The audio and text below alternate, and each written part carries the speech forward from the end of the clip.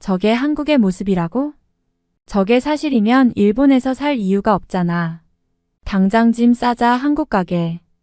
여기 NHK에서 방영한 한국에 대한 영상을 보고 경악하는 일본 여성이 있습니다. 과연 일본 여성은 무얼 보고 한국에 가고 싶어 하는 것일까요? 안녕하세요. 저는 일본 오사카에 살고 있는 대학생 유미입니다. 현재 일본은 정말 심각한 위기에 빠져 있습니다. 최근 들어 일본의 경제 상황은 날로 악화되고 있습니다. 물가는 오르고 있지만 임금은 제자리 걸음을 걷고 있어 생활이 더욱 힘들어졌어요. 그와 반대로 한국은 상상할 수 없을 만큼 빠르게 발전하고 있다고 합니다. NHK 다큐멘터리에서 본 한국의 모습은 마치 미래 도시처럼 보였어요. 서울의 최첨단 시설, 깨끗하고 편리한 교통 시스템, 또 사람들이 서로를 배려하며 살아가는 문화까지 모든 것이 놀라웠죠. 일본을 앞선 한국이라는 다큐멘터리의 주제에 걸맞게 말이죠. 특히 저를 감동시킨 장면은 한국의 중소도시까지 잘 구축된 인프라와 지방정부의 적극적인 정책이었어요. 그 다큐멘터리에서 한국의 한 소도시가 스마트시티로 거듭나고 있는 모습을 보여주었거든요. 저와 같은 일본 여성들이 한국의 매력을 느끼는 이유는 아마도 이런 면에서 현실적인 미래가 보이기 때문일 거예요. 더 이상 일본에서 정체된 채로 머물기보다는 한국에서 새로운 기회를 찾아보고 싶다는 생각이 들었어요. 심지어 이 방송에서는 일본의 중고등학생들이 한국어를 공부하는 유럽인과 미국인들의 모습이 나왔죠. 방송에서는 특히 한국어를 배우는 외국인들이 이렇게 많아진 현상이 세계 최초의 일이라고 강조했어요. 지금까지 일본어를 배우려는 외국인은 제한적이었고 일본 내에서도 일본어에 대한 관심은 점점 줄어들고 있었죠. 그런데 한국어는 유럽, 미국, 아시아를 막론하고 사람들이 몰려들어 배우고 있다는 거예요. K-팝이나 한국 드라마에 대한 관심이 계기였지만 이제는 단순한 취미를 넘어 한국 사회에 대한 깊은 이해를 원하는 사람들이 늘고 있답니다. 또한 다큐멘터리에서 한국 정부가 외국인들을 위해 체계적인 한국어 교육 프로그램을 마련하고 있다는 사실도 놀라웠어요. 한국어 교육과 더불어 한국의 문화와 예절까지 배우도록 돕고 있어서 외국인들이 한국에서 좀 더 쉽게 생활하고 문화에 녹아들 수 있는 환경을 조성하고 있다고 했죠. 이를 보면서 저도 정말 한국은 세계의 주목을 받는 곳이 되었구나라는 생각이 들었고 이런 매력적인 환경에서 한국어를 배워보고 싶은 마음이 생겼어요. 한국의 청년들은 정부와 기업의 지원 속에서 각자의 꿈을 키우고 창업과 혁신을 주도하고 있는 모습이었어요. 한국어를 배우는 세계인들이 그 미래를 함께 만들고 싶어하는 모습까지 보여주었죠. 며칠 후 한국에 푹 빠져있는 친구 사유리와 이야기를 나누게 됐어요. 그녀는 이미 몇 년 전부터 한국 문화를 좋아하더니 요즘은 아예 한국어까지 유창하게 구사하고 있었죠. 유미, 솔직히 말해봐. 일본은 이제 점점 기울어가고 있는 거 알고 있는 거 아니야? 사유리가 조심스레 묻더라고요. 솔직히 부정할 수가 없었어요. 맞아. 요즘 일본 상황이 좋지 않잖아. 경제는 계속 나빠지고 청년들은 미래에 대한 희망도 점점 잃어가는 것 같아. 사유리는 심각한 표정으로 고개를 끄덕였어요. 일본은 이제 정말 위기야. 내가 다녀온 한국은 너무나도 다르더라고. 그들은 지금도 발전하고 있고 청년들이 미래에 대한 꿈을 품을 수 있는 나라잖아. 여기서 우리 세대가 할 수 있는 게 뭘까? 기회도 별로 없고 희망도 없는 것 같아. 그녀의 말을 듣고 있자니 저도 마음 한구석이 무거워졌어요. 친구의 말처럼 일본은 정체되어 가고 있는 느낌이었어요. 반면에 한국은 다큐멘터리에서 봤던 그 모습 그대로 빠르게 변화하며 활기를 띠고 있었죠. 사유리, 그래서 한국에 가고 싶어. 제가 물으니 그녀는 잠시 생각에 잠기다가 고개를 끄덕였어요. 응, 한국에서라면 내 꿈을 펼칠 기회가 더 많을 것 같아. 이제는 정말 한국으로 떠날 준비를 해야겠어. 사유리는 이야기를 이어갔어요. 유미, 너 혹시 일본이 지금 정말 위험하다는 말 들어본 적 있어? 후지산이 곧 폭발할 가능성도 있다고 하더라. 그리고 일본 전역에 대지진과 쓰나미가 닥칠 가능성도 높아지고 있대. 그게 진짜야? 저는 믿기 어려운 표정으로 사유리를 바라봤어요. 응, 그냥 하는 말이 아니야. 사실 우리 삼촌이 지진연구소에서 일하잖아. 며칠 전에 삼촌이 나한테 정말 걱정된다고 털어놓더라고. 최근 관측된 지표상으로 볼 때 일본은 여러 재난 위험이 동시에 다가오고 있는 상황이래. 언제 무슨 일이 일어날지 모른다니까 너무 불안해. 그녀는 심각한 표정으로 말을 이었어요. 그래서 더 이상 이곳에서 기다리기만 할 수 없다는 생각이 들어. 일본은 앞으로 더욱 어려운 시기를 맞을 거라는 게 점점 현실로 다가오는 것 같아. 사유리의 말을 듣고 나니 저도 온몸이 서늘해졌어요. 경제 위기의 재난까지 겹친다면 정말 일본은 지금 우리가 알고 있는 모습 그대로 남아있지 않을 수도 있겠다는 생각이 들었죠. 사유리는 핸드폰을 꺼내더니 최근에 저장해둔 자료들을 보여주기 시작했어요. 여기 봐, 이건 삼촌이 연구소에서 받은 자료 일부인데 절대 유출하지 말라고 당부했어. 그녀가 손을 떨며 화면을 넘길 때마다 보이는 정보들은 무시할 수 없는 사실들이었어요. 일본 남해 해구 쪽에서 지각판이 비정상적으로 움직이고 있대. 특히 NANKAI 트로프라고 부르는 지역에서 지진이 자주 관측되고 있는데 이건 대규모 지진의 전조일 가능성이 높다고 해. 이런 게 발생하면 우리 오사카도 안전하지 않을 거야. 사유리는 또 다른 자료를 보여줬어요. 후지산 근처의 지열과 지진 활동 빈도가 크게 증가했다는 그래프였죠. 여기 봐. 후지산도 문제야. 삼촌이 말하길 후지산의 온도가 계속 오르고 있다고 하더라. 언젠가 대폭발이 일어날 가능성이 커지고 있다는 거지. 그녀는 마지막으로 쓰나미 발생 가능성에 대한 시뮬레이션 영상을 보여줬어요. 이건 연구소에서 만든 자료야. 만약 대지진이 발생하면 일본 해안 곳곳이 큰 타격을 받을 거래. 특히 동쪽 해안 도시들은 쓰나미의 직격탄을 맞을 위험이 있어. 그녀의 설명을 들으면서 제 마음도 점점 더 불안해졌어요. 일본이 안고 있는 위기가 이제는 상상이 아니라 현실로 다가오고 있다는 생각이 들었죠. 사유리, 그럼 너 한국어를 공부한 이유가 이런 위험 때문이었어? 제가 조심스럽게 물었어요.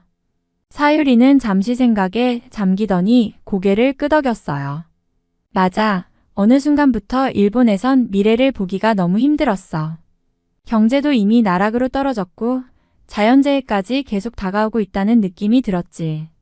일본에서 점점 더 살기 어려워지는 것 같았거든. 그럴 때 한국의 미래가 눈에 들어왔어. 한국은 K-팝이나 영화뿐만 아니라 이제는 경제와 산업에서도 굉장히 빠르게 성장하고 있잖아. 사유리는 화면을 넘기며 계속 말을 이어갔어요. 한국은 조선업과 철강산업을 통해 국가 재건의 기틀을 세울 수 있는 유일한 나라야. 일본은 과거의 산업 구조에 얽매여 있는 동안 한국은 이미 그 틀을 넘어서서 현대적인 산업 기반을 다지고 있어. 그런 나라에서라면 나도 더 나은 미래를 만들 수 있을 것 같다는 생각이 들었어. 사유리는 열정적으로 말을 이어갔어요. 지금 한국은 기술력도 높고 청년들의 창의성과 도전 정신도 엄청나. 그들은 과거를 뒤로하고 미래로 나아가고 있어. 그런데 일본은 지금도 과거의 경제 구조에만 의존하고 있잖아. 이대로라면 우리는 점점 더 뒤처질 거야. 그녀의 말이 제 마음에 깊이 와닿았어요. 사유리는 단순히 한국어를 배우는 것이 아니라 새로운 기회를 찾고 미래에 대한 희망을 찾기 위해서 한국을 바라보고 있던 거였죠. 한국은 단순한 문화나 언어의 매력에 그치지 않고 현실적인 선택으로 다가오고 있는 것이었어요. 사유리는 그 이야기를 계속 이어갔어요.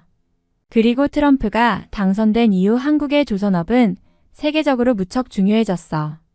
트럼프는 미국의 산업을 되살리겠다고 했지만 그게 사실상 한국과 같은 해외 국가들의 조선업에 의존하게 만들었지. 미국은 원자재나 대형 선박을 만드는데 필요한 기술력을 많이 가지고 있지 않아서 그 일을 맡을 수 있는 나라는 한국밖에 없거든. 그래서 한국의 조선업이 세계 시장에서 점점 더 큰 역할을 하고 있다는 거구나. 제가 물으니 사유리는 눈을 빛내며 대답했어요. 맞아. 한국은 그야말로 조선업의 선두주자야. 이제는 중국이나 일본을 제치고 글로벌 시장에서 가장 큰 영향력을 미치고 있어. 트럼프의 정책 덕분에 미국 역시 한국의 조선업에 의존하고 있으니까 한국 경제에 엄청난 기회를 안겨준 거지. 이런 점에서 한국은 미래의 경제 강국으로 자리매김하고 있다는 생각이 들어. 사유리는 정말 확신에 찬 목소리로 말을 했어요. 그렇기 때문에 한국에서 일하고 살고 꿈을 쫓는 것이 나에게도 더 큰 가능성을 제공할 거라고 믿어. 일본의 미래가 불확실하고 경제가 정체되어 있는 지금 한국은 점점 더 발전하고 있다는 게 나에게 큰 희망을 줘. 그녀의 말에 깊이 공감하며 저도 점점 더 한국이 선택할 수 있는 한 나라로서 중요한 의미를 지닌다는 사실을 실감하게 됐어요. 사유리는 깊은 한숨을 내쉬며 말을 계속했어요. 사실 일본에서도 이제 이런 문제를 다들 알고 있어. 많은 유능한 사람들이 한국어를 배우기 시작했잖아. 그들은 이미 일본에서 미래를 찾을 수 없다는 걸 느끼고 한국으로 눈을 돌리고 있는 거야. 한국의 발전 속도와 일본의 상황을 비교하면 정말 큰 차이가 나거든. 그녀는 잠시 말을 멈추고 생각에 잠긴 듯 보였어요. 그리고 NHK의 방송도 정말 충격적이었어. 그 다큐멘터리에서 한국의 최첨단 도시들을 다루었는데 그걸 보고 나니 일본과는 비교할 수 없을 정도로 발전하고 있다는 걸 실감하게 됐어. 서울은 물론이고 부산, 대전 같은 도시들도 스마트 시티로 빠르게 변하고 있고 그 인프라가 어떻게 그렇게 빠르게 구축될 수 있는지 정말 놀라웠지.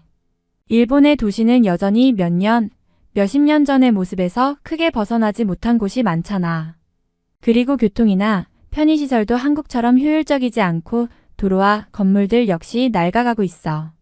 일본은 이제 어느 순간부터 진짜로 더 이상 나아지지 않을 것 같다는 생각이 들어. 사유리는 말을 이었어요. 반면 한국은 모든 것이 빠르게 변하고 그 변화를 실시간으로 느낄 수 있어. 특히 교통 인프라나 스마트 기술을 접할 때마다 일본에서 살아가는 게 점점 더 답답하게 느껴지더라니까. 한국에서는 미래가 보이는 반면 일본은 계속해서 과거에 머물고 있는 느낌이야. 사유리의 말은 점점 더 무게감이 실리기 시작했어요. 일본은 이미 경제적으로나 사회적으로 위기에 봉착해 있고 많은 사람들이 그 사실을 인식하고 있다는 걸 알게 됐어요. 그리고 그 위기 속에서 한국의 발전은 하나의 눈에 띄는 대안처럼 다가왔어요. 저는 사유리의 말을 들으면서 그녀가 말하는 한국에 대한 가능성에 대한 확신이 점점 커졌어요. 물론 한국어를 할 줄 모르지만 사유리의 열정과 믿음에 저도 모르게 설득당하고 있었죠. 저는 한국어를 배우는 게 그리 쉬운 일은 아니겠지만 그 길을 함께 걸어보기로 마음먹었어요. 사유리, 내 말이 맞는 것 같아. 사실 내가 한국어를 배운다고 생각조차 하지 않았던 게 일본이라는 작은 섬에서만 살고 있다는 사실 때문이잖아. 한국 다큐멘터리를 보면서 정말 큰 충격을 받았어. 일본은 이제 더 이상 발전할 수 없는 곳 같고 한국은 그야말로 미래를 향해 달려가는 느낌이었어. 다큐멘터리에서 보여준 한국의 변화와 발전은 단순히 외부에서 본 모습이 아니라 그곳에 살고 있는 사람들의 삶의 질, 그리고 그들이 느끼는 변화의 속도를 고스란히 담고 있었죠. 한국의 도시들, 특히 서울과 부산은 그야말로 혁신적인 모습으로 다가왔고 일본의 낡고 답답한 분위기와는 확연히 다른 에너지를 느낄 수 있었어요. 그 모습을 보며 일본에만 갇혀있는 느낌이 들었고 세상이 이렇게 빠르게 변하고 있다는 사실에 뒤처져 있는 것 같았어요. 사유리, 너랑 함께 한국에 가면 그곳에서 새로운 시작을 할 수 있을 것 같아. 한국어가 어렵겠지만 내가 너와 함께라면 배우는데 문제없을 거라고 믿어. 제가 말하자 사유리는 미소를 지으며 고개를 끄덕였어요.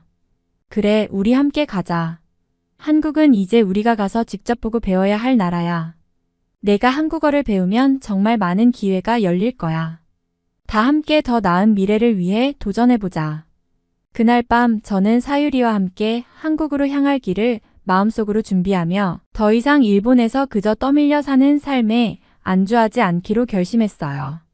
사유리와 함께 한국에 대해 이야기하면서 저는 점점 더 그곳에 가고 싶은 마음이 커졌어요. 사실 대학교 방학 동안 서유럽 여행을 계획했던 저의 계획은 이제 별로 중요하지 않다고 느꼈어요. 예전에는 서유럽이 갖는 문화적 매력에 끌렸지만 그곳보다는 한국이 훨씬 더 매력적인 목적지가 되었다는 걸 깨달았죠. 사실 나는 원래 서유럽 여행을 다녀오려고 했었어. 하지만 그건 이제 별로 중요하지 않다는 생각이 들었어. 서유럽에 갈 바에는 한국에 가는 게 훨씬 저렴하고 배울 점도 많을 거라는 걸 알게 됐거든. 저는 여행 계획을 바꿔 한국을 선택하는 것이 훨씬 현명한 선택이라고 확신했어요. 얼마 전 프랑스에서 열린 올림픽에 대한 다큐멘터리를 봤는데 그걸 보면서 한국보다 후진국이라는 것을 깨달았어요. 다큐멘터리에서 프랑스는 몇 가지 큰 문제를 안고 있었고 그들의 교통 시스템, 도시 인프라 등에서 아직 개선이 필요하다는 점을 느꼈죠. 그와 비교할 때 한국은 이미 많은 부분에서 현대화가 되어 있고 기술적으로나 사회적으로도 빠르게 발전하고 있다는 걸 실감할 수 있었어요. 프랑스 올림픽 다큐를 보고 나니 한국은 정말 다른 차원에서 발전하고 있다는 걸 확신할 수 있었어. 프랑스는 아직 해결해야 할 문제들이 많더라. 그런 걸 보고 나니 한국이 얼마나 빠르게 성장했는지 그곳에서 내가 배울 수 있는 점이 많다는 생각이 들었어. 사유리도 고개를 끄덕이며 말했어요. 맞아. 그 다큐멘터리에서 보여준 프랑스의 모습은 생각보다 많이 뒤처져 있더라.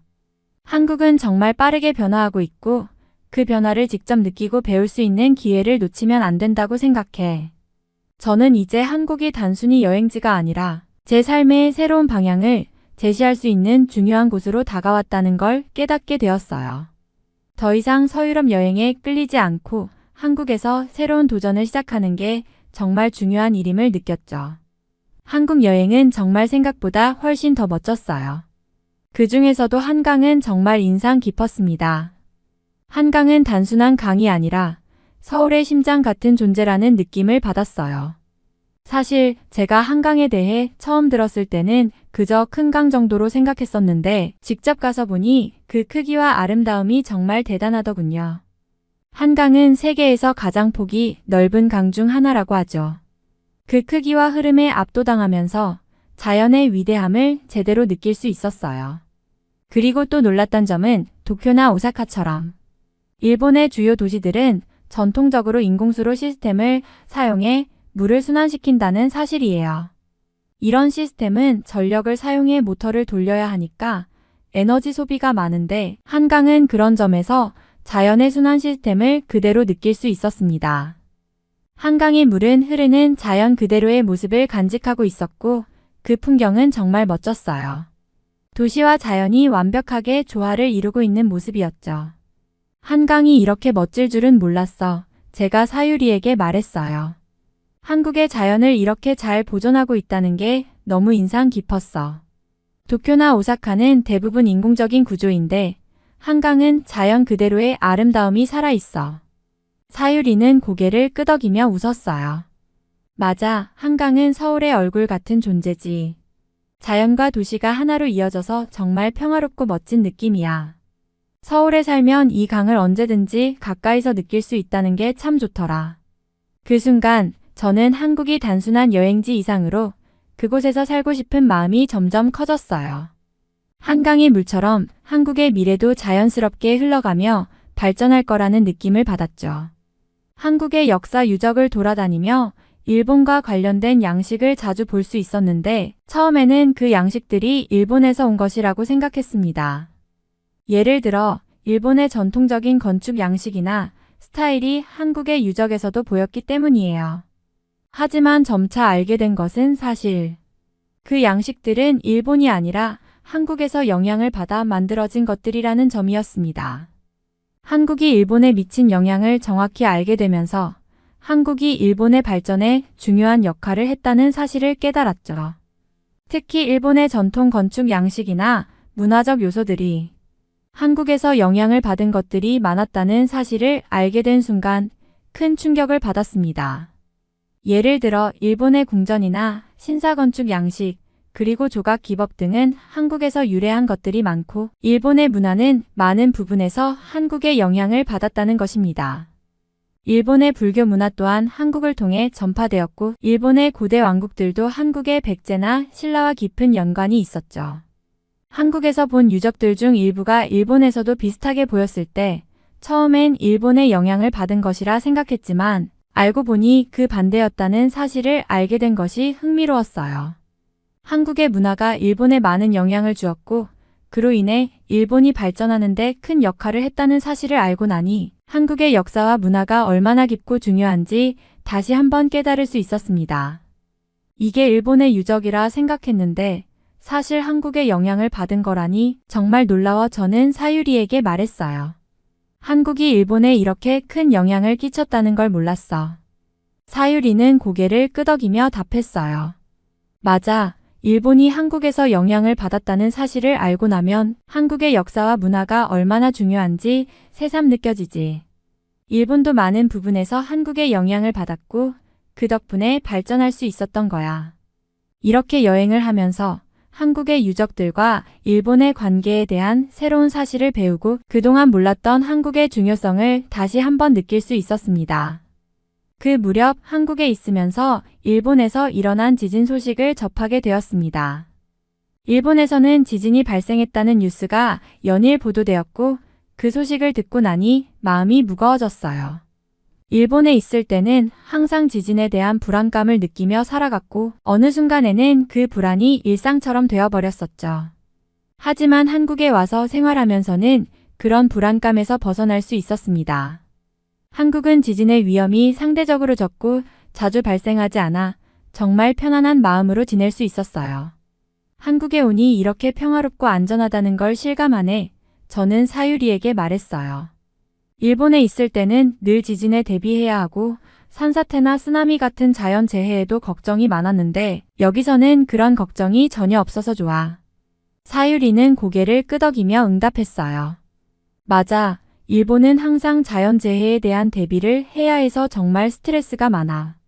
특히 쓰나미나 산사태 같은 큰 재해가 언제 올지 모른다는 걱정은 항상 마음에 남아있거든. 한국은 지진이나 자연재해의 발생 빈도가 낮아서 그런 면에서는 정말 안전하게 느껴졌어요. 물론 한국에도 자연재해는 있지만 일본에서 겪은 것들에 비해 상대적으로 덜 위험하게 느껴졌죠. 그래서 한국에서 생활하는 동안에는 더 평온한 느낌을 받았고 그 점이 마음을 놓게 만들어 주었어요. 여기서는 지진 걱정을 하지 않아도 되고 쓰나미 같은 것도 생각할 필요 없어서 정말 좋다. 저는 말했어요. 일본에서는 항상 그런 일이 두렵고 걱정했었거든. 사유리는 잠시 생각에 잠기더니 말을 이었어요. 그래, 그런 점에서 한국은 정말 평화롭고 안정적이야. 일본에서는 자연재해가 일어나면 그로 인한 피해가 막대하잖아. 그런 불안감을 덜고 살 수 있다는 점이 정말 큰 장점인 것 같아. 이렇게 한국에 있으면서 느낀 평화로움은 그동안 일본에서 겪었던 자연재해에 대한 불안감과 대비되는 것이었고 한국에서의 삶이 더 안전하고 안정적으로 느껴졌습니다. 그리고 한국의 지하철 시스템은 정말 세계 최고라고 느껴졌어요.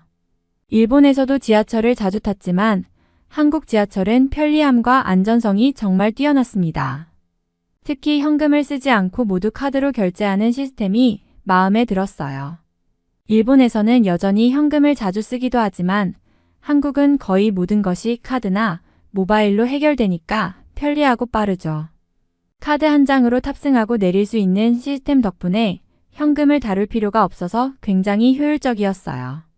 또한 한국의 지하철에서 특히 인상 깊었던 것은 강한 지하철 안전문이었습니다. 일본의 지하철에도 안전문이 있지만 한국의 안전문은 더 튼튼하고 안전하게 느껴졌어요. 그 덕분에 지하철을 탈 때 사고에 대한 걱정 없이 안심하고 탑승할 수 있었습니다. 지하철에 타는 순간 사람들이 아무리 급하게 내리거나 타려고 해도 그 안전문 덕분에 사고를 예방할 수 있을 것 같다는 생각이 들었죠. 한국의 지하철 시스템은 정말 편리하고 안전한 것 같아 저는 사유리에게 말했어요. 현금을 안 쓰고 모두 카드로 해결할 수 있다는 점도 너무 좋고 안전문 덕분에 사고 걱정을 하지 않아도 되니까 정말 안심이 돼. 사유리는 고개를 끄덕이며 대답했어요. 맞아. 한국의 지하철은 정말 편리하고 안전해. 현금을 쓰지 않아서 빠르고 안전문 덕분에 사고가 거의 일어나지 않으니까 정말 안심하고 탈 수 있지. 이렇게 한국에서 지하철을 이용하면서 느낀 점은 효율적이고 안전하며 일상생활에서 큰 불편함 없이 이용할 수 있다는 것이었습니다. 일본에서도 지하철은 잘 관리되고 있지만 한국의 시스템이 더욱 현대적이고 편리하게 느껴졌습니다. 그리고 이 상황은 정말 감동적이었어요. 버스를 타려고 했을 때 제 교통카드에 잔액이 없다는 사실을 깨닫고 당황했던 일이 있었거든요. 어떡하지? 돈이 부족한데? 라고 생각하면서 사유리에게 물었어요.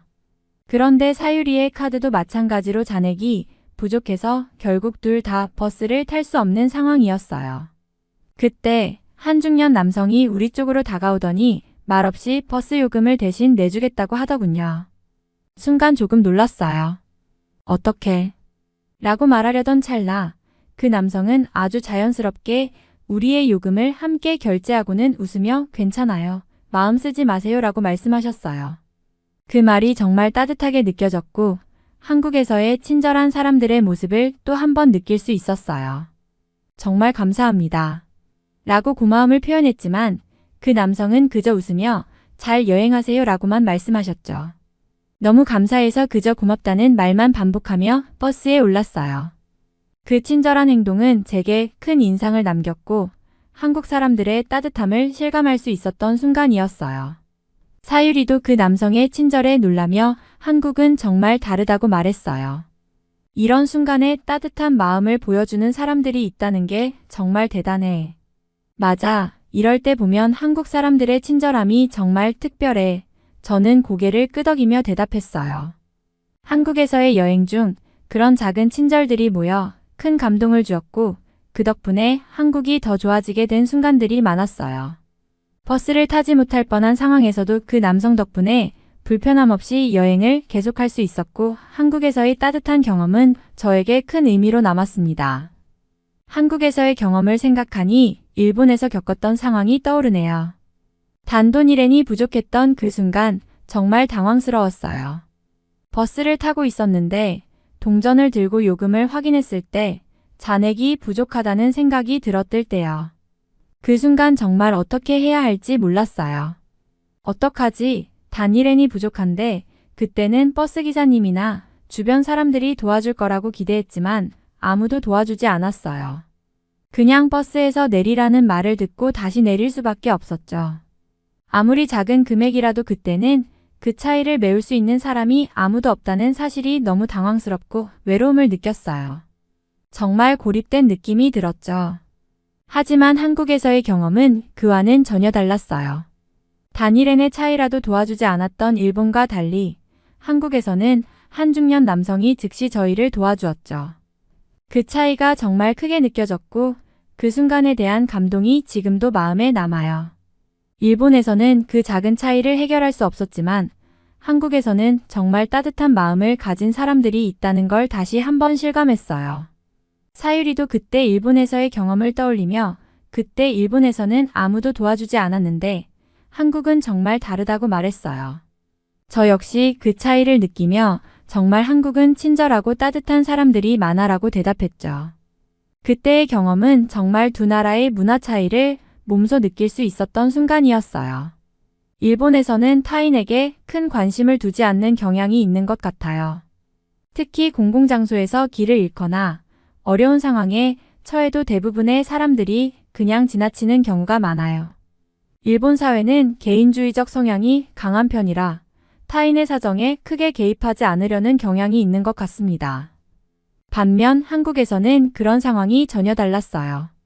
그 중년 남성이 아무런 대가 없이 저희를 도와주었을 때 정말 놀랐어요. 한국에서는 타인에게 도움을 주는 것이 아주 자연스럽게 느껴졌고 그분의 친절함에 깊은 감동을 받았어요. 이럴 때 도와주는 사람이 있다는 게 정말 따뜻하구나 그런 생각이 들었죠. 한국에서는 사람들이 타인의 어려움에 더 민감하게 반응하는 것 같아요. 누군가가 도움이 필요하면 그 사람을 도와주려는 사람들이 꼭 나타나기 마련이에요.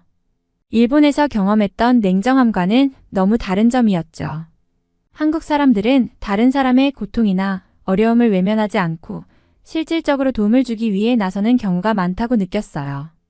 그때 한국에서 느꼈던 따뜻한 마음이 아직도 가슴속에 남아 있습니다. 정말 한국은 사람이 사람을 배려하는 문화가 깊이 뿌리 내려져 있어서 타인에게 관심을 가지는 일이 자연스러워 보였어요. 이런 경험은 일본에서 느꼈던 고립감과는 전혀 다른 따뜻하고 인간적인 느낌을 줬습니다. 그리고 제가 일본어를 사용하며 한국어를 거의 할 줄 모르자 카페 주문을 할 때에 직원이 자신의 스마트폰을 꺼내서 번역기를 사용해서 말을 하는 모습은 너무 감동이었습니다. 제가 한국어를 잘하지 못해 주문할 때마다 조금 당황스러웠거든요. 일본어를 사용하긴 했지만 카페에서는 대부분 한국어로 대화가 이루어지기 때문에 어떻게 주문을 해야 할지 몰라 망설이고 있었죠. 그때 카페 직원이 저를 보고 친절하게도 스마트폰을 꺼내서 번역기를 실행하더니 화면을 저에게 보여주며 말을 시작했어요. 이렇게 말씀하시면 됩니다. 라고 하면서 번역기를 통해 주문 방법을 설명해 주었죠. 그 모습이 너무 인상 깊었어요. 보통은 언어가 다르니까 어쩔 수 없지 하고 그냥 지나칠 수도 있었을 텐데 이 직원은 전혀 그런 생각을 하지 않았어요. 오히려 제게 불편함을 최소화하려고 노력하는 모습이 정말 따뜻하게 느껴졌죠. 직원이 번역기를 사용하며 주문을 도와주면서 제게 어떤 메뉴가 더 인기가 많고 맛있다고까지 말해주었어요. 휘핑크림 추가나 샷 추가를 하는지까지 물어보는데 이렇게까지 세심하게 신경 써주는 사람이 있다는 것이 정말 감동적이었죠.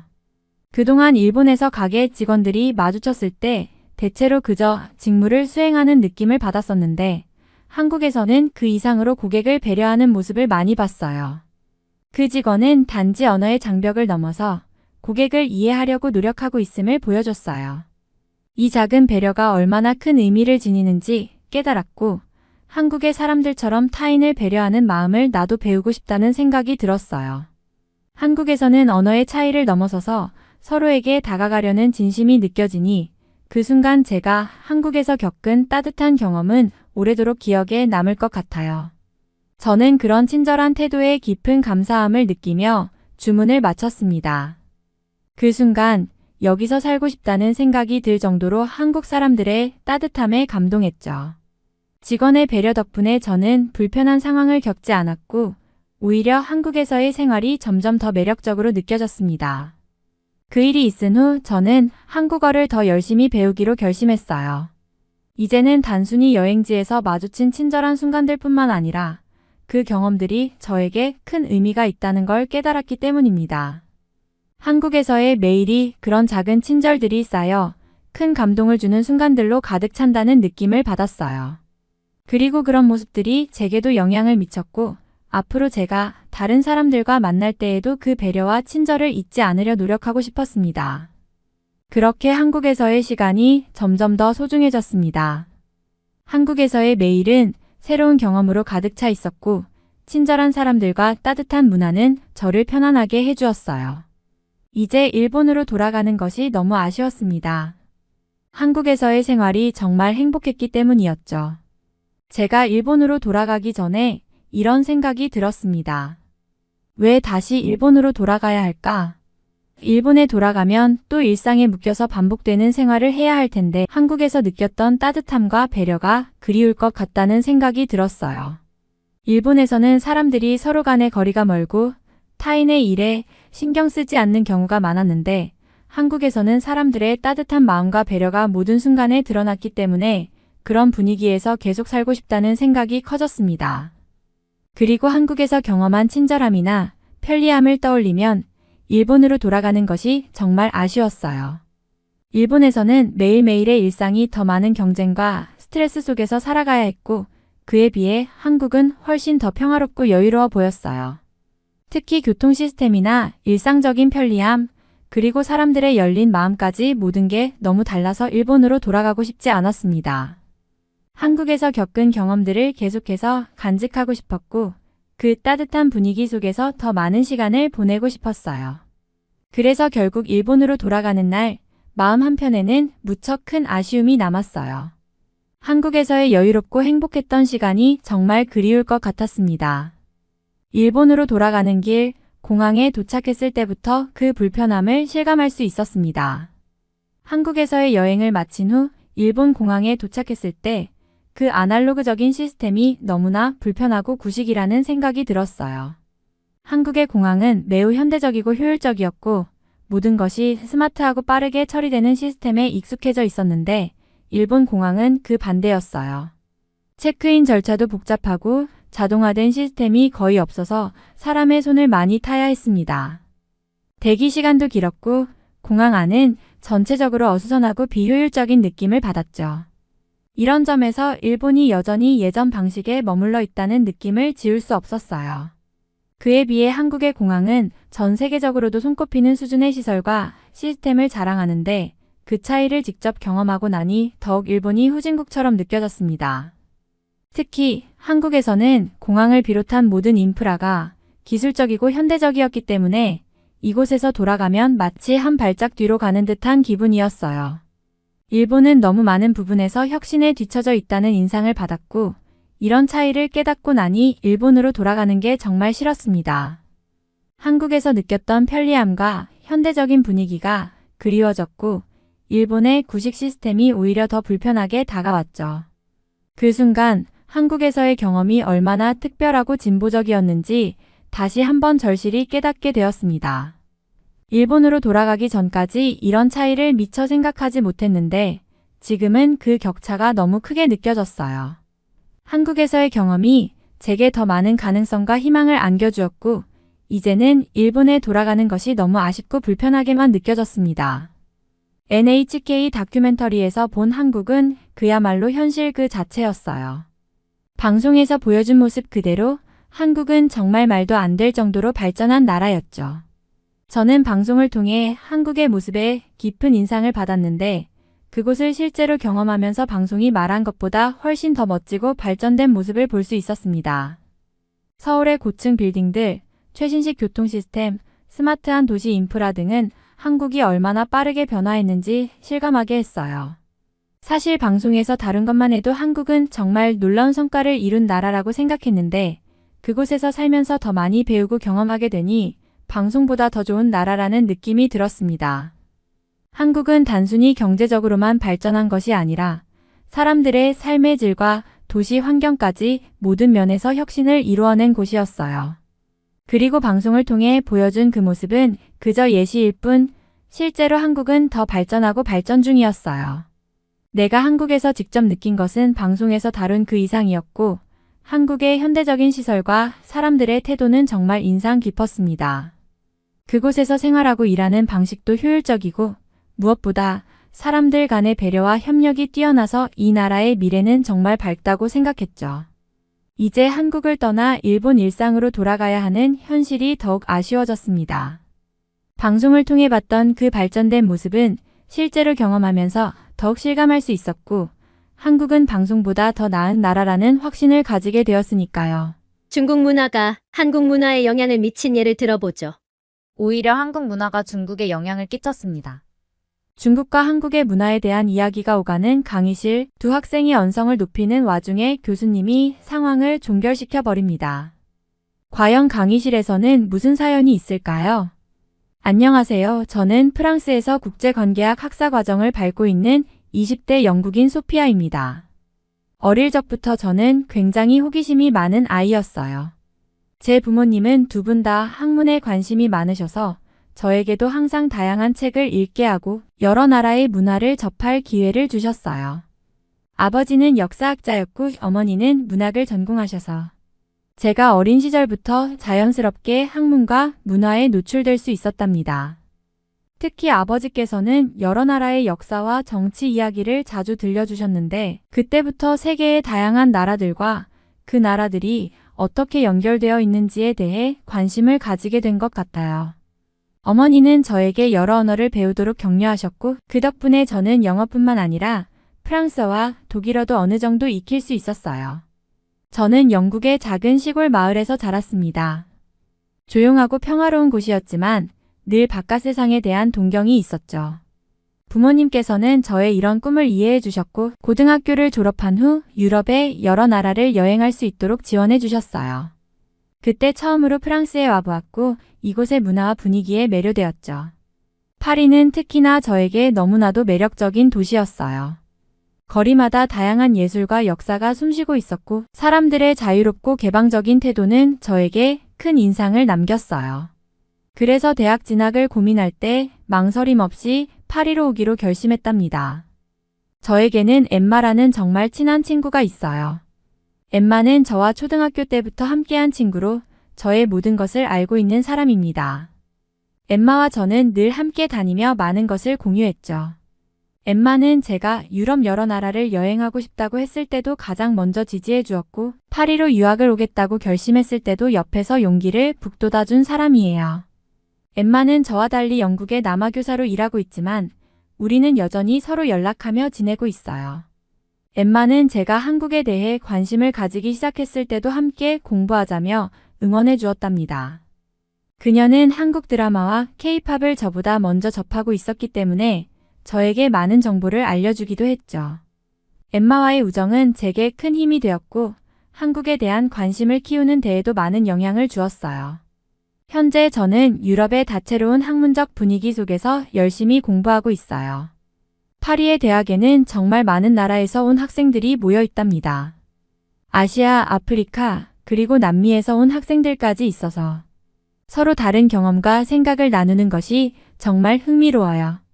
이렇게 다문화적인 환경 속에서 공부하다 보니 자연스럽게 여러 나라의 역사와 문화에 대해서도 깊이 있게 알아갈 기회가 많아졌죠. 사실 파리에서는 다양한 일이 일어나는데요. 그 중에서도 매주 열리는 다양한 문화축제나 박람회는 절대 놓칠 수 없답니다. 문화와 예술이 넘쳐 흐르는 이 도시는 매 순간이 설레는 것 같아요. 며칠 전에는 한국, 일본, 그리고 중국 학생들 사이에서 벌어진 뜨거운 토론이 있었어요. 주제는 바로 동아시아의 근대 역사와 경제 발전이었죠. 사실 저는 동아시아 문화에 대한 지식이 부족하다고 생각했지만 이번 토론을 통해 많은 것을 배우게 되었답니다. 수업이 시작되자마자 각국 학생들이 열정적으로 발언을 이어가는 모습을 보고 저는 그들의 생각이 얼마나 다른지에 대해 큰 충격을 받았어요. 그들은 정말 열정적이었어요. 물론 저는 살짝 멍해지기도 했지만 계속 집중하려고 노력했죠. 그들이 내뱉는 역사적 사실과 수많은 주장들 속에서 살짝 어리둥절할 때도 있었답니다. 중국 학생들이 먼저 발언을 시작했어요. 중국은 동아시아의 중심국가였고 수천 년 동안 주변국들에게 문화를 전파해 왔습니다. 한국과 일본 역시 중국의 영향 없이 발전할 수 없었을 것입니다.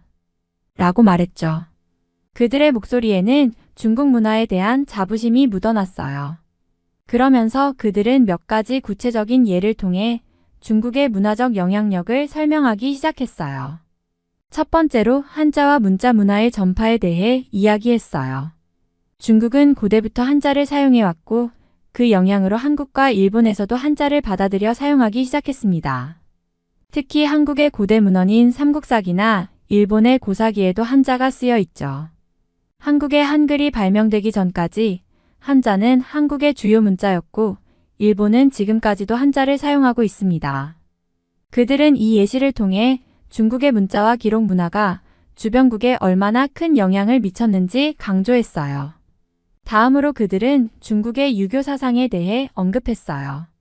유교는 중국의 공자가 창시한 사상인데 한국과 일본에서도 이 사상을 바탕으로 사회의 질서와 가치를 형성했습니다. 한국에서는 조선시대의 유교가 국가의 공식 이념으로 채택되었고 일본에서는 에도시대의 유교가 교육과 윤리의 근간이 되었죠. 유교를 통한 문화적 전파는 단순한 철학적 영향에 그치지 않고 그들의 삶의 방식과 사회적 규범에 큰 영향을 미쳤어요. 학생들은 이런 예를 통해 유교가 동아시아 국가들의 가정, 교육, 국가 제도에 깊숙이 스며들어 있다는 것을 설명했답니다. 또한 그들은 차 문화에 대해서도 이야기했어요. 중국에서 차를 마시는 문화가 발전하면서 한국과 일본에도 차 문화가 전파되었습니다. 한국에서는 다도가 발전하여 차를 마시며 마음을 다스리는 전통이 생겼고 일본에서는 다도의 형식과 예절을 더욱 정교하게 발전시켜 왔습니다. 중국 학생들은 차 문화가 단순히 음료 문화를 넘어 동아시아의 예술과 철학에 중요한 영향을 미쳤음을 강조했어요. 중국의 차 문화가 한국과 일본에서 어떻게 각자의 전통으로 자리 잡게 되었는지에 대해 열정적으로 설명했죠. 마지막으로 중국 학생들은 건축과 예술에서의 영향을 예로 들었어요. 중국의 궁궐 양식과 사원 건축 양식은 한국과 일본에서도 볼 수 있습니다. 특히 한국의 경복궁이나 일본의 교토 궁궐은 중국의 궁궐 건축 양식을 참고해 지어진 것입니다. 또 도자기와 서예도 중국에서 시작되어 한국과 일본에서 각각 발전했습니다. 중국의 청아백자는 한국과 일본의 도자기 문화에도 큰 영향을 미쳤어요. 그들은 건축과 예술의 전파가 단순히 형식을 넘어 서로의 미의식을 공유하고 발전시키는 과정임을 설명하며 중국 문화의 영향력에 대해 자부심을 드러냈어요. 이 모든 예를 통해 중국 학생들은 중국이 동아시아의 문화적 뿌리로서 많은 역할을 했다고 주장했어요. 그러자 한국 학생이 손을 들고 말을 이어갔습니다. 물론 중국이 한국에 많은 영향을 준 것은 사실이지만 한국은 독자적인 문화와 역사를 가지고 있습니다. 옆나라니까 영향을 서로 주고받았던 것은 맞지만 한국의 문화가 중국에 넘어간 것도 많습니다. 한국은 우리의 방식으로 발전해 왔으며 중국의 역사와 한국의 역사를 동일시하는 것은 큰 오해입니다. 우선 한국의 금속 활자 인쇄술을 예로 들 수 있습니다. 한국에서는 고려시대에 세계 최초로 금속 활자를 이용해 책을 인쇄하는 기술이 개발되었고 그 기술이 전파되면서 후에 중국과 서양에서도 영향을 받았죠. 특히 고려 대장경은 뛰어난 인쇄술과 기술력을 보여주며 한국의 기술 발전을 증명합니다. 이는 한국의 활자, 인쇄술이 동아시아 인쇄 문화 발전에 기여했음을 보여주는 중요한 사례입니다. 또한 도자기 분야에서도 한국의 독창적 기술이 중국에 영향을 끼쳤습니다. 조선시대에 발전한 백자와 청자는 한국의 특유의 미적 감각과 기술력이 돋보이는 예술품으로 특히 고려 청자의 아름다움은 당시 중국에서 큰 관심을 받았고 일부 기술이 전해지기도 했습니다. 한국의 청자는 중국의 영향을 받으면서도 독자적으로 발전했고 이후 중국 내에서도 고려, 청자의 영향을 받은 도자기 양식이 생겨났습니다. 뿐만 아니라 한국의 유교 문화와 관련된 다양한 학문과 의례도 중국에 영향을 미쳤습니다. 조선시대 한국에서는 유교가 나라의 통치 이념으로 자리 잡으면서 성리학이 깊이 발전했는데 조선의 성리학자들이 중국 성리학자들에게도 학문적으로 교류하며 영향을 미쳤습니다. 한국 성리학자들은 중국 성리학을 바탕으로 더 발전된 학문 체계를 만들었고 이를 통해 양국 간 지식과 철학의 교류가 활발히 이루어졌죠. 음악과 무용에서도 한국의 독창성이 중국에 영향을 미친 예가 있어요. 한국의 전통 악기 중 일부는 중국에서 높은 관심을 받았고 특히 판소리나 사물놀이 같은 독창적 공연 예술은 전해지면서 중국에서도 그 가치가 알려졌습니다.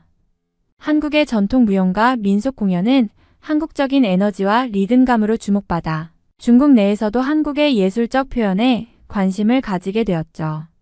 이처럼 한국과 중국은 역사적으로 서로 영향을 주고받으며 문화와 전통을 발전시켜 왔습니다. 그러나 한국은 중국과는 다른 고유의 미적 감각과 정신을 가지고 독자적으로 발전해 왔으며 그 과정에서 한국 문화가 중국에 미친 영향도 적지 않았습니다. 이러한 상호 교류는 양국의 문화가 단순히 한쪽에서 다른 쪽으로 전달되는 것이 아니라 서로의 문화를 풍요롭게 하는 중요한 과정이었음을 보여줍니다. 한국 학생의 당당한 발언에 저는 감탄을 금할 수 없었어요. 논리적이고 자신감 있는 모습이 인상적이었죠. 그런데 그 순간 제 옆에 있던 엠마는 몰래 피식 웃더라고요. 엠마는 항상 진지한 순간에 살짝 웃음을 터뜨려서 분위기를 풀어주는 매력이 있어요. 그러던 중 일본 학생이 나서서 이렇게 말했어요. 일본은 한국과 중국 모두와 복잡한 관계를 가지고 있지만 우리는 우리만의 길을 걸어왔습니다. 특히 근대화 과정에서 일본은 스스로의 힘으로 서양의 기술과 문화를 받아들여 빠르게 성장할 수 있었습니다. 일본 학생의 말에는 자부심과 동시에 약간의 경계심이 느껴졌어요. 그 말을 들은 한국 학생은 다시 한번 반박했고 토론은 점점 더 뜨거워졌죠. 각국의 학생들이 각자의 입장에서 역사와 문화를 해석하며 열띤 논쟁을 벌이는 모습을 보니 동아시아에 대한 제 관심이 점점 커지기 시작했습니다. 저는 마치 역사의 한복판에 서 있는 기분이었어요. 조금 과장해서 말하자면 그때의 토론은 마치 한 편의 드라마 같았답니다. 토론이 점점 격해지던 중 중국 학생이 점점 언성을 높이며 때를 쓰듯이 주장을 이어가기 시작했어요. 한국은 중국의 영향을 받지 않았다니 말도 안 됩니다. 고대부터 모든 기술과 문화는 중국에서 비롯된 것이고 한국은 단순히 그걸 가져다 쓴 것뿐입니다. 중국 학생은 마치 당연한 사실을 증명하려는 것처럼 억지로 자신의 주장을 관철시키려 했어요. 그는 심지어 목소리를 높이며 손을 흔들기도 했고 듣고 있던 다른 학생들은 당황한 표정을 지었답니다. 그 모습은 마치 자신의 주장을 받아들이지 않으면 모든 것을 부정당하는 것처럼 느끼는 듯 했어요. 저도 순간적으로 분위기에 압도될 뻔했지만 한국 학생들은 여전히 차분하게 반박하려 애쓰고 있었죠. 토론이 점점 혼란스러워지자 교수님이 마침내 개입하셨어요. 교수님은 항상 중립적인 자세를 유지하려고 노력하셨지만 그날만큼은 한국 학생의 발언을 지지해주는 듯한 분위기를 풍기셨어요. 교수님은 한국 학생의 논리를 듣고 잠시 고개를 끄덕이시더니 차분하게 말씀하셨어요. 중국의 역사적 영향은 분명히 존재했지만 각국의 독자적인 문화와 발전을 무시하는 것은 올바르지 않습니다. 특히 한국은 그들의 독특한 문화를 바탕으로 발전해왔습니다. 우리는 이러한 점을 간과해서는 안 됩니다. 교수님의 발언은 교실의 분위기를 잠시 진정시켰어요. 중국 학생들도 약간은 침묵했고 일본 학생들도 더 이상 반박하지 않았죠. 교수님은 한국 학생이 말한 독자적인 발전이라는 부분을 강조하며 동아시아의 역사적 관계가 복잡하지만 각각의 나라는 자신만의 길을 걸어왔다고 설명하셨어요. 특히 한국의 근대화 과정에서 보여준 자주성과 끈기를 높이 평가하셨죠. 교수님이 말씀하시는 동안 저는 한국 학생들이 얼마나 자랑스러워하는지 그들의 표정을 통해 느낄 수 있었습니다. 교수님은 이어서 특히 한국의 근대사에서 우리는 한국인들이 외세의 영향 속에서도 어떻게 그들만의 정체성을 지켜왔는지 볼 수 있습니다. 일본의 식민 지배와 한국 전쟁 같은 어려운 상황 속에서도 한국인들은 스스로의 문화를 지키고 발전시켰습니다. 이러한 부분은 우리가 꼭 주목해야 할 중요한 요소입니다. 라고 덧붙이셨어요. 교수님의 이러한 지적은 한국 학생들에게 큰 힘이 되었던 것 같아요. 그들은 교수님의 지지에 더 자신감을 가지고 자신의 주장을 이어갔죠. 중국 학생은 얼굴이 붉어지며 다시 한번 반박하려 했어요. 하지만 중국이 없었다면 한국은 그 어떤 발전도 이루지 못했을 겁니다. 모든 기술과 지식은 결국 중국에서 시작된 거라고요. 중국 학생은 여전히 자신의 주장을 굽히지 않으려 했지만 교수님은 조용히 손을 들어 그의 말을 멈추게 하셨어요. 교수님은 미소를 지으며 말씀하셨죠. 역사는 단순히 한 나라의 영향으로만 설명될 수 없습니다. 모든 국가는 서로 영향을 주고받으며 발전해 왔습니다. 중국의 영향이 있었던 것은 사실이지만 그것이 한국의 자주적인 발전을 부정하는 근거가 될 수는 없습니다. 교수님의 이 발언 이후 중국 학생은 더 이상 말을 잇지 못하고 고개를 떨구었어요. 일본 학생도 그저 고개를 끄덕이며 더 이상의 반박을 시도하지 않았습니다. 교실은 다시 조용해졌고 교수님은 한국 학생들에게 고개를 끄덕이며 자, 이제 각자의 입장을 존중하면서 이 주제를 마무리하도록 합시다. 라고 말씀하셨어요. 그 순간 한국 학생들의 얼굴에는 안도와 자부심이 섞인 미소가 번졌답니다. 교수님은 또한 한국의 현대적 발전을 언급하며 한국은 오늘날 경제적으로도 문화적으로도 큰 성장을 이룩했습니다. 한류, K-팝, 그리고 기술 혁신을 통해 한국은 전 세계적으로 영향력을 미치고 있습니다. 이러한 점은 단순히 외부의 영향을 받았다고 설명할 수 없는 그들만의 창의적이고 독창적인 발전의 결과입니다. 라고 하셨어요. 교수님의 말씀이 끝나자 한국 학생들은 고개를 끄덕이며 미소를 지었고 저는 그 모습이 무척 감동적이었어요. 지민이 교수님의 발언에 고개를 끄덕이는 모습을 보며 한국인들이 자신들의 역사와 문화에 대해 얼마나 자부심을 가지고 있는지 새삼스럽게 느꼈답니다. 교수님이 토론을 정리하며 이렇게 말씀하셨어요. 동아시아의 역사적 맥락은 매우 복잡하고 다양한 해석이 존재할 수 있습니다. 하지만 중요한 것은 서로의 역사와 문화를 존중하고 그 속에서 배우는 것입니다. 각국의 발전에는 서로 다른 요소들이 영향을 미쳤으며 한국, 중국, 일본 모두 독자적인 문화와 정체성을 가지고 있습니다. 우리는 이러한 점들을 존중하고 이해하는 태도를 가져야 합니다. 교수님의 이 발언은 토론의 열기를 잠재우고 다시 한번 교실에 평화로운 분위기를 되찾아 주었어요. 토론이 끝난 후 저는 한국 학생 중 한 명인 지민과 이야기를 나눌 기회가 있었어요. 지민은 정말 친절하고 열정적이었어요. 그녀는 저에게 한국의 역사와 문화를 더 자세히 설명해 주었고 왜 한국 사람들이 자신의 정체성에 대해 그렇게 자부심을 가지는지 알게 되었죠. 특히 그녀가 말한 한류에 대한 이야기는 저에게 큰 인상을 남겼습니다. K-팝, 드라마, 영화 등 한국의 대중문화가 전 세계적으로 사랑받고 있는 이유를 직접 듣고 나니 저도 자연스럽게 한국에 대한 관심이 커졌어요. 지민은 저에게 여러 유명한 K-팝 그룹을 소개해 주었는데 그중 몇몇은 엠마도 잘 알고 있어서 우리 셋이 함께 콘서트를 보러 가기도 했답니다. 물론 온라인으로요. 티켓이 너무 비싸서 직접 가는 건 좀 무리였어요. 며칠 후 지민은 저를 한국 식당에 초대해 주었어요. 저는 그곳에서 비빔밥과 불고기 그리고 김치를 처음으로 맛보았죠. 솔직히 말해서 처음 김치를 먹었을 때는 매워서 눈물이 찔끔 났답니다. 하지만 지민은 웃으면서 물을 건네주고 김치가 익숙해지면 정말 맛있을 거라고 했어요. 맛있는 음식뿐만 아니라 식당 주인 아저씨의 따뜻한 환대와 한국인들이 가진 특유의 정을 느낄 수 있었던 경험이었어요. 그날 이후로 저는 한국 문화에 깊이 빠져들게 되었답니다.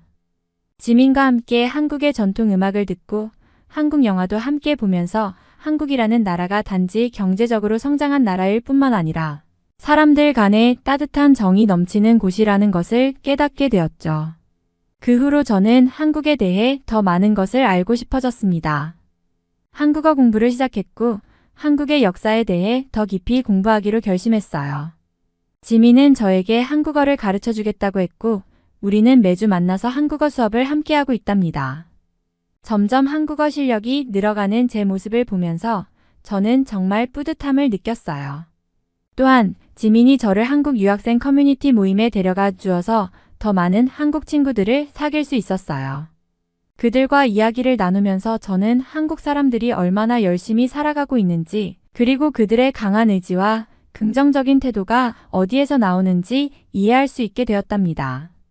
사실 한국어는 굉장히 어려운 언어였어요.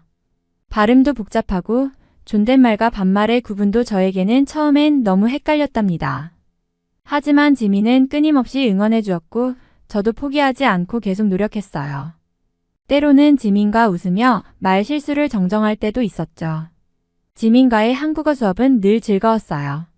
지민은 한국어를 가르칠 때 항상 흥미로운 이야기나 한국의 전통, 문화에 대해 이야기해 주었거든요. 한국어 문법이 때로는 복잡하고 어려웠지만 지민의 응원과 도움 덕분에 포기하지 않고 계속 공부할 수 있었죠. 어느 날은 지민이 저를 한복 체험 행사에 데려가 주었어요. 저는 한복을 처음 입어봤는데 그 아름다움과 정교함에 감탄했답니다. 한복을 입고 한국 전통 음악에 맞춰 간단한 춤을 배우기도 했는데 그 경험은 정말 특별했어요. 마치 제가 한국의 역사 속에 들어간 듯한 느낌이었죠. 엠마가 이 소식을 듣고는 너무 부러워했어요.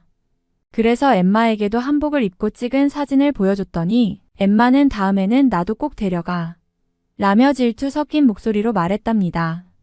축제에서 돌아온 뒤에도 한국 문화에 대한 제 열정은 멈추지 않았어요. 지민은 제가 한국 문화를 더 많이 경험할 수 있도록 유학생 커뮤니티 모임에도 데려다 주었죠. 처음 모임에 갔을 때는 낯설고 긴장됐지만 다른 한국 친구들이 저를 따뜻하게 맞아주었어요. 그중 한 친구가 한국의 사찰에서 열리는 템플 스테이에 대해 얘기해 주었는데 깊은 산속에서 전통 불교 문화를 체험하는 프로그램이라고 했어요. 저는 그 이야기를 듣고 한 번쯤 템플 스테이에 참여해보고 싶다는 생각이 들었어요. 그러자 지민과 다른 친구들도 같이 가자 며 흥분된 목소리로 저를 설득했답니다. 드디어 템플 스테이 날이 되자 우리는 이른 아침에 모여 사찰로 향했어요. 사찰에 도착하자 고요하고 신비로운 분위기에 마음이 차분해졌어요. 우리는 승려님들의 지도 아래 명상과 참선, 바루공양이라는 전통 식사법을 배웠어요. 처음 해보는 것들이라 어색하기도 했지만 한국의 전통 불교 문화와 정신을 체험하는 것이 무척이나 뜻깊게 느껴졌어요. 명상 중에 저도 모르게 한국에서 보낸 시간들을 떠올리게 되었고 그 모든 경험이 얼마나 소중한지 새삼 깨닫게 되었답니다. 저녁에는 하늘에 뜬 별을 보며 친구들과 나란히 앉아 이런저런 이야기를 나눴어요. 지민이 한국에서는 별을 보고 소원을 비는 전통이 있다며 자신의 소원을 조심스레 이야기해 주었고 저도 제 꿈과 바람을 나누었어요. 한국에서의 경험이 점점 더 제 인생에 큰 의미로 자리 잡고 있다는 것을 그때 느꼈답니다. 그리고 한국 문화에 대한 이해가 깊어질수록 한국 사람들의 생활 방식과 가치관에 대해 더 많은 것을 알게 되었어요. 특히 한국인들이 가지고 있는 정이라는 개념이 저에게는 정말 인상 깊었어요. 정은 단순한 사랑이나 우정이 아닌 사람과 사람 사이에 오랫동안 쌓인 깊은 유대감이라고 지민이 설명해 주었죠. 한국 사람들은 가족뿐만 아니라 친구, 심지어는 이웃과도 이러한 정을 나누며 살아가고 있었어요. 지민의 가족을 만나게 되었을 때 그 따뜻함과 환대를 직접 느낄 수 있었답니다. 지민의 부모님은 저를 마치 오랫동안 알던 가족처럼 맞아주셨고 한국 가정의 따뜻한 분위기를 체험할 수 있었어요. 식탁 위에 가득 차려진 다양한 음식들과 함께한 그날의 저녁 식사는 정말 잊을 수 없는 기억으로 남아있어요. 엠마에게도 그 경험을 말했더니 그녀는 진짜 한국 가정에서 밥을 먹다니 넌 정말 운이 좋아 라며 감탄했답니다. 또한 한국의 역사적인 장소들도 방문하게 되었어요. 지민과 함께 경복궁에 가서 전통 궁궐의 웅장함을 직접 보았고 북촌 한옥마을을 걸으면서 한국의 전통 가옥인 한옥의 아름다움을 감상했어요. 한옥은 현대적인 건물들과는 달리 자연과 조화를 이루는 구조로 지어져 있어서 그곳에 있는 것만으로도 마음이 차분해지는 기분이 들었죠. 지민은 저에게 한국의 역사를 자세히 설명해 주었고 그 덕분에 저는 한국의 과거와 현재를 더 깊이 이해할 수 있게 되었답니다. 사실 경복궁에서는 지나가던 고양이 한 마리도 만났는데 지민은 그 고양이를 보고 너무 귀엽다며 한참을 따라다녔답니다. 저희 둘 다 고양이를 좋아해서 결국 그 고양이에게 이름까지 붙여줬어요. 경복이라고요. 특히 한국의 분단 역사에 대해 알게 되었을 때는 마음이 무거웠어요. 지민은 저에게 한국전쟁과 그로 인한 남북분단의 역사를 설명해 주었는데 그 이야기를 들으면서 저는 한국 사람들이 겪어야 했던 고통과 상처를 조금이나마 이해할 수 있었어요. 하지만 그럼에도 불구하고 한국 사람들이 보여주는 긍정적인 태도와 희망은 저에게 큰 감동을 주었죠. 어려운 상황에서도 서로를 돕고 희망을 잃지 않고 나아가는 모습에서 많은 것을 배웠답니다. 엠마와도 이 이야기를 나누었는데 엠마는 정말 대단한 사람들인 것 같아. 나도 그 상황이었다면 그렇게 할 수 있었을까? 라며 생각에 잠기더라고요. 한국에서의 생활을 통해 저는 한국의 대중문화에도 자연스럽게 관심을 가지게 되었어요. 지민과 함께 K-팝 공연을 보러 가기도 했고 한국 드라마를 함께 보면서 웃고 울기도 했어요. 처음에는 단순히 재미로 보던 드라마였지만 점점 그 속에 담긴 한국 사회의 모습과 가치관을 이해하게 되었어요. 특히 가족 간의 사랑과 희생, 그리고 친구 간의 의리와 같은 가치들이 한국 드라마에서 자주 다뤄지는데 이런 점들이 저에게는 무척 감동적으로 다가왔답니다. 한국 사람들의 끈끈한 가족애와 친구 간의 의리를 보면서 저도 제 주변 사람들에게 더 잘해주고 싶다는 생각이 들었어요. 한국 드라마 속에서는 갈등이 있더라도 서로를 이해하고 함께 극복해 나가는 모습을 많이 볼 수 있었는데 그런 점이 저에게 큰 감동을 주었답니다. 한국 사람들에게는 관계를 소중히 여기고 서로에게 헌신하는 모습이 정말 인상적이었어요. 그렇지만 한국의 대중문화가 보여주는 밝은 면만 있는 것은 아니었어요. 때로는 한국 사회에서의 경쟁, 압박, 그리고 사회적 기대가 사람들에게 얼마나 큰 부담이 되는지도 느낄 수 있었답니다. 드라마나 뉴스를 통해 학업 스트레스, 치열한 취업 경쟁, 그리고 직장 생활에서의 고충을 접하면서 한국 사람들이 겪는 일상의 어려움을 알게 되었죠. 특히 청년들이 치열한 환경 속에서 자신의 길을 찾아가는 모습은 저와 같은 또래로서 공감할 수 있었습니다. 그래서 한국 사람들이 가지고 있는 회복력과 긍정적인 태도가 더 특별하게 느껴졌어요. 지민과 함께 한국의 전통 문화와 현대 문화를 동시에 경험할 수 있는 것 또한 한국 생활의 큰 매력이었어요. 지민은 저를 사찰 체험에도 데려가 주었는데 고즈넉한 사찰에서 마음을 가라앉히고 명상을 하는 시간은 정말 잊을 수 없는 경험이었답니다. 사찰의 아름다운 풍경과 정적인 분위기는 일상의 바쁜 순간에서 벗어나 자신을 되돌아볼 수 있는 시간을 주었어요. 그런 경험을 통해 저는 한국 사람들이 어떻게 내면의 평화를 찾고 마음을 다스리는지를 조금이나마 이해할 수 있었답니다. 그리고 지민은 제게 불교와 같은 전통 신앙뿐만 아니라 현대적인 한국 사람들의 가치관도 잘 설명해 주었어요. 저는 앞으로 한국에서의 경험을 토대로 더 많은 것을 배우고 국제관계학을 공부하는 데 있어 한국에 대한 이해를 깊게 하고 싶어요. 그리고 나중에 한국과 영국 혹은 다른 나라 사이의 문화교류를 촉진할 수 있는 역할을 하는 것이 제 꿈입니다. 한국에서의 생활과 지민과 같은 친구들과의 소중한 인연은 앞으로도 저에게 큰 영감을 줄 것 같아요. 중국과 한국은 확실히 다른 문화적, 역사적 배경을 가진 나라라는 점을 깨닫게 되었어요. 한국이 자부심을 느끼는 독자적인 문화와 정체성은 단순히 주변국의 영향을 받기만 한 것이 아니라 스스로 발전시키고 지켜온 것이 많다는 점에서 매우 인상적이었어요. 한국의 문화를 배우고 경험하면서 한국은 정말 독창적이고 강한 정체성을 가진 나라라는 사실을 느끼게 되었습니다. 특히 한국이 오늘날 세계적인 주목을 받는 이유는 그들의 문화, 경제, 기술 혁신 등 여러 분야에서 탁월한 성과를 이루었기 때문이에요. 한국은 K-팝, K-드라마, 한국 영화 같은 대중문화를 통해 전 세계적으로 사랑받고 있을 뿐만 아니라 IT, 반도체, 전자산업 등 기술과 산업에서도 큰 성과를 이루고 있어요.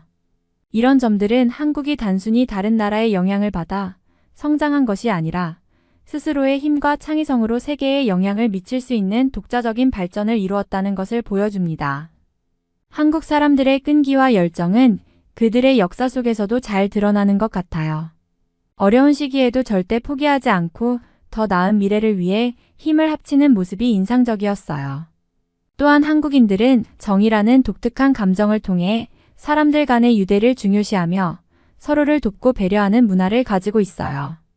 이런 점들이 한국이 오늘날 많은 사람들이 사랑하고 존경하는 나라로 자리매김하는 데 큰 역할을 한 것 같습니다.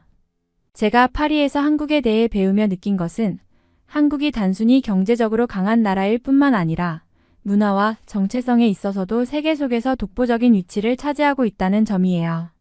물론 모든 나라가 각자의 특별한 문화를 가지고 있지만 한국은 자신의 것을 세계에 널리 알리며 그 가치를 인정받고 있어요. 그만큼 한국인들이 그들의 나라에 대한 자부심을 느끼는 것이 이해가 됩니다. 한국은 정말 대단한 나라라는 생각이 들 뿐입니다. 이번 사연은 여기서 마무리하도록 하겠습니다. 끝까지 시청해주셔서 감사드립니다. 좋아요와 구독은 영상 제작에 큰 힘이 됩니다. 꼭 한 번씩만 눌러주세요. 감사합니다.